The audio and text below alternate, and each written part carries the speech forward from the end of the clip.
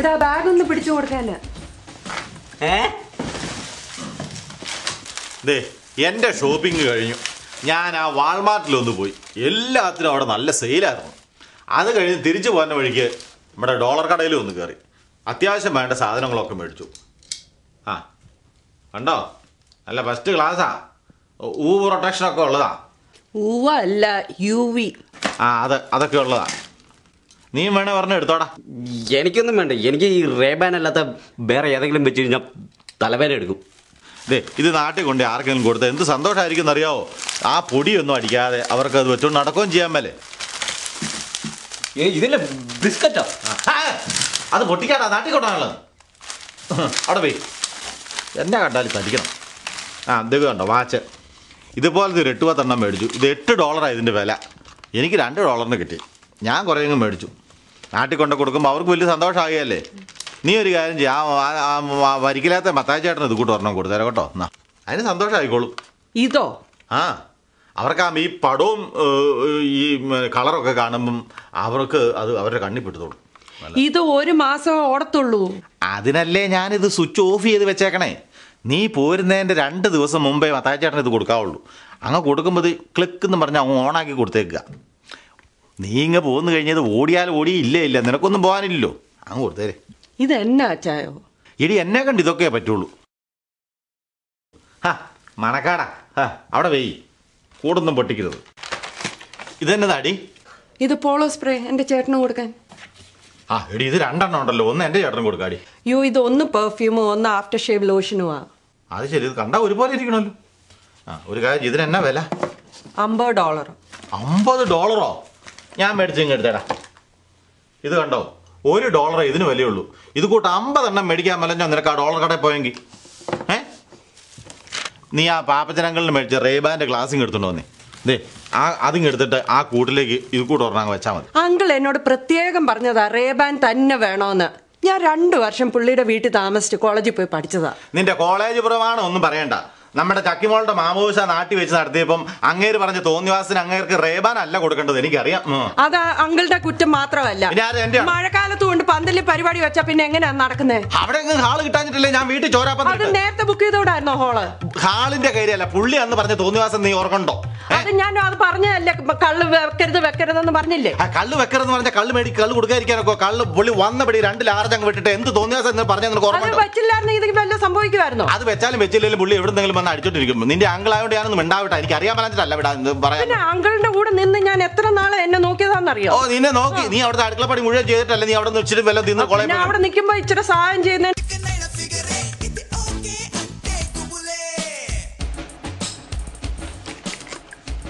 അത്യാവശ്യം എല്ലാ കൂട്ടവും വെച്ചോന്ന് നോക്കി കേട്ടോ. ഈ കണ്ണാടിയൊക്കെ പൊട്ടാതെ അങ്ങ് എത്തിക്കുന്ന എങ്ങനെയാണെന്നുള്ളതാണ് എന്റെ പ്രശ്നം. കണ്ണാടിയൊക്കെ അവിടെ ഇരിക്കട്ടെ. ഒന്നും കൊണ്ടുപോയില്ലേലും ഈ പാക്കറ്റ് ഒന്ന് കൊണ്ടുപോകണം. എൻ്റെ ആ മാനേജറുടെയാ, അതിൻ്റെ തള്ളക്കേണ്ടുള്ള ആന ഒരു ആൾക്കാരെ വന്ന് മേടിച്ചിട്ട് പോയിക്കോളൂ. 3 പാഴ്സൽ സർവീസ് ഓൾറെഡി ഇവിടെ വന്നിരിപ്പുണ്ട്. ഇതിൻ്റെ അകത്ത് എങ്ങനെ കയറ്റുമെന്നോ വിചാരിച്ചിരിക്കുമ്പോഴാണ് അതാണ്ട് ഇത് കൊണ്ടുവന്നേക്കുന്നത്. അതൊക്കെ നിന്റെ ശില്പന്തിക്കാരുടെയാ. എനിക്ക് ഈ ഒരെണ്ണം ഉള്ളൂ. ഇതൊന്ന് കൊണ്ടുപോകണം, അത് കൊടുത്തേക്കണം. ഇല്ലേ പിന്നെ ഇനി ഇതെല്ലാം കൂടെ ഇതിൻ്റെ അകത്ത് കയറ്റിയാൽ എങ്ങനെ പെട്ടി അടയ്ക്കുന്നേ? നമുക്ക് വെക്ക നോക്കാം. ഈ സോപ്പ് ആർക്കാടി? ഇത് ഒരാൾക്കാണോ ഇത് കൊടുത്തത്? അതാ സൂസി ചേച്ചിക്കോ കൊടുക്കാനാ. ഇത് മുഴുവൻ സൂസി ചേച്ചിക്കോ? പിന്നല്ല എടി, അത് ഇത് കൂട്ട് 2 ആ ചേച്ചിക്ക് കൊടുത്താൽ മതി. അതിന്റെ 2 പിള്ളേർ ഗൾഫിലുണ്ട്. അവർക്ക് 4 സോപ്പൊക്കെ കിട്ടാനുണ്ട്. എന്റെ അച്ഛ ഒന്നും വേണ്ടായിരിക്കും. നാണക്കേടാ ഓരോ ബാർ സോപ്പായിട്ട് അങ്ങോട്ട് കൊണ്ടുപോകുമ്പോ. നീ ഇത് മുഴുവൻ ഇടാൻ കൊണ്ടറി. ഒരാൾക്ക് കൊടുക്കാനേ കാണുള്ളൂ സോപ്പ് കൊണ്ടായാലും.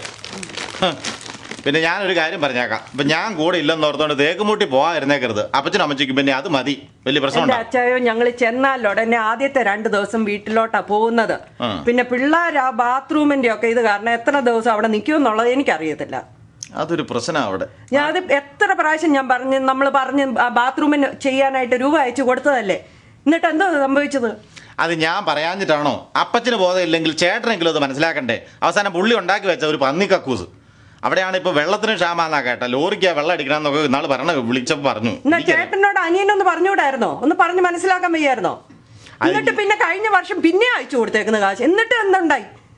നീ ഇപ്പൊ പട കൂടണ്ട, ഉള്ളത് കൊണ്ടൊക്കെ അഡ്ജസ്റ്റ് ചെയ്യ്. പിന്നെ ആ കൊച്ചിന്റെ മേത്ത് തൂക്കാനുള്ള ക്രീം എടുത്തോ. കൊതുക് അവിടെ കൊതുകിന്റെ ശല്യമുള്ള സ്ഥല. കൊതുവിന്റെ കാര്യം പറയാൻ വേണ്ട, അവിടെ ഒരു കൊതുവാല പോലും ഇല്ല ബെഡിന്റെ മേളില്. അതൊക്കെ അവിടെ കാണും, വീട്ടിൽ കാണും. നീ ഒരു കാര്യം ചെയ്യ്, നമ്മളാ ഇൻഡസ്ട്രിയിൽ നിന്ന് മേടിച്ച ബക്കില്ലറില്ലേ, അത് രാത്രിയിൽ അങ്ങ് തെളിച്ചിട്ടാ മതി. കൊതുക് വന്നാൽ അതിനകത്ത് കയറി ചത്തോളൂ. ബക്കില്ലർ കൊച്ചിന് അലർജി അത്. എന്നാ ഒരു കാര്യം ചെയ്ത്, കൊതുക് പോലെ അവിടെ കാണും, പണ്ട് മേടിച്ചത് തട്ടുമ്പുറത്ത് കാണും. തട്ടുംപുറത്ത് പൊടി പിടിച്ചിരിക്കുന്ന ഇനി ഇപ്പൊ പോയി തട്ടിയെടുക്കാൻ. അത് നീ ഇവിടുന്ന് പോന്നു കഴിയുമ്പോൾ ഞാൻ വിളിക്കുമല്ലോ. വിളിക്കുമ്പോൾ ഞാൻ ചേട്ടനോട് പറഞ്ഞേക്കാം അത് വെയിൽ തിട്ടൊന്ന് ഉണങ്ങി എല്ലാം ഒന്ന് ചൂടാക്കി വെച്ചേക്കാൻ കേട്ടോ. എങ്ങനെയെങ്കിലും അഡ്ജസ്റ്റ് ചെയ്യും. ഇതൊക്കെ നേരത്തെ ആലോചിക്കണം ഇങ്ങനത്തെ കാര്യങ്ങളൊക്കെ. ഇതിപ്പോ ഈ കല്യാണ കാര്യവും നിന്റെ പോക്കും ഒക്കെ പെട്ടെന്ന് വന്നതല്ലേ, ഞാൻ എന്നാ ചെയ്യാനാ? ഇതിപ്പോ ആലോചിച്ച കേസാണോ? ഇതിപ്പോ കൊതുവാല വെച്ചാൽ അപ്പച്ചനും അമ്മച്ചിക്കും കിടക്കാവല്ലോ കൊതുകടി കൊള്ളാതെ അതിന്റെ അടിയിൽ. അതുകട മേത്ത് തൊലിക്കട്ടിയുള്ള ആ കൊതുകൊന്നും കടിക്കല. ആ ഇടുക്കറി, നീ ആ സ്കെയിൽ കൊണ്ടുവന്നോ? സ്കെയില് ഇതെന്നാത്തിനാ? ഇതാ സ്കെയില്. ഇത് കണ്ട് നിന്റെ എന്നെ അളക്കാനാടാ? ഇതിനാ ഞങ്ങളുടെ നാട്ടിൽ സ്കെയിൽ എന്ന് പറയുന്നത്. എടാ നിന്നോട് ഇത് തൂക്കി നോക്കാനുള്ള സ്കെയിൽ കൊണ്ടുവരാനല്ലേ ഞാൻ പറഞ്ഞേ. ഓ ആ കുന്തം.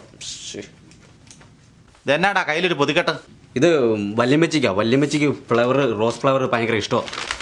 എടാ ഇത് നാട്ടിൽ ചെല്ലുമ്പോഴത്തേന് ഇത് വാടി അതിന്റെ ഇലയെല്ലാം കൊഴിഞ്ഞു പോയല്ലേ. ഇത് പ്ലാസ്റ്റിക്കാ. അല്ല ഇത് മേടിക്കാൻ മലബാറിൽ കിടക്കണം നിന്റെ വല്യമ്മ കോട്ടയത്തിന് വരുമോ? ഓ ഇത് ഞാൻ അവനോട് പറഞ്ഞതാ, കൊണ്ടുവന്നേ ഞാൻ കൊണ്ടുപോയിക്കോളാം. തുറക്ക് വെച്ച ഒരു കാര്യം ചെയ്യ്, വല്യമ്മച്ചിക്ക് വരാൻ ബുദ്ധിമുട്ടാണ്, നീ ഇത് മലബാറിന് കൊണ്ടു കൊടുക്കട്ടോ, ഒരു വണ്ടിയൊക്കെ വിളിച്ച്. ചേച്ചി വഴക്കുണ്ടാക്കാതെ അങ്ങോട്ട് പൂട്ടും.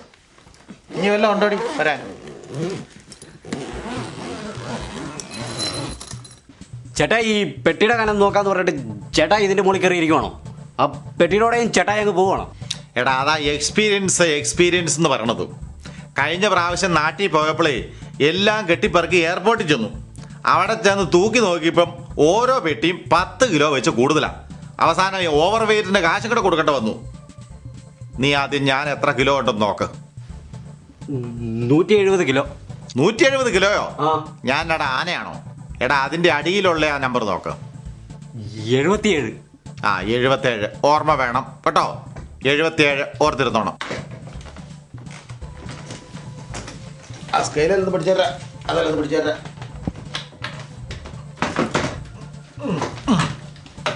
ഇനി ഈ വെയിറ്റിൽ നിന്ന് എന്റെ വെയിറ്റ് അങ്ങ് കുറയ്ക്കാം. 113 77 പോയാൽ 7 3 പോയാൽ ശിഷ്ടം 4. ഓ നീ ശിക്ഷിച്ചും കുടിച്ചും വരുമ്പോഴത്തേനെ എന്റെ ഒരു പരുവത്തിലാവും. നീ അത് ഓർത്ത് വെച്ചേരെ. ആ നമ്പർ മൊത്തം ഒന്ന് ഓർത്ത്, ഇപ്പൊ മൊത്തം എത്രയാന്ന് ഓർത്ത് വെച്ചേരെ കേട്ടോ. അയ്യോ മാഞ്ഞുപോയി.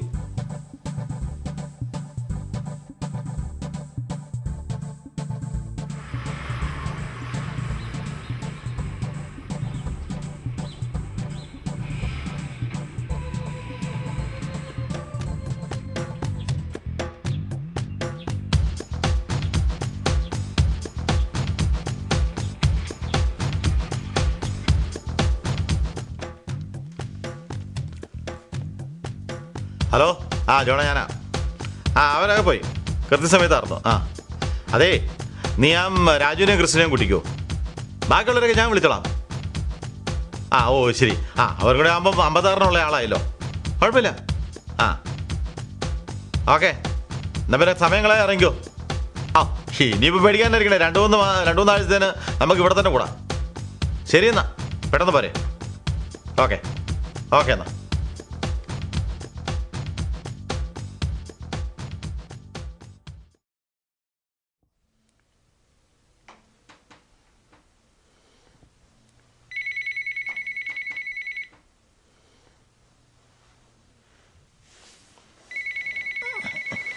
ഇതാരാ പോലെ ഈ കൊച്ചു എളുപ്പക്കാലത്ത് പ്രിൻസിയാണോ?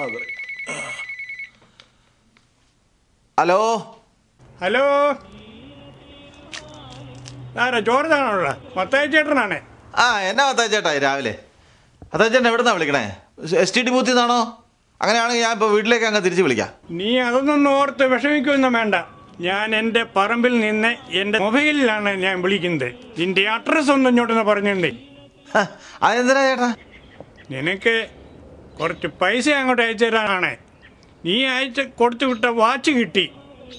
അത് എവിടെ നിന്നാടാ ഈ ചീപ്പ് സാധനം കിട്ടിയത്? അയ്യോ, വല്ല ഹോൾമാർട്ടിൽ നിന്നോ അതോ നീ അമേരിക്കയിലാണെന്നൊക്കെ പറഞ്ഞിട്ട് എന്താടാ കാര്യം?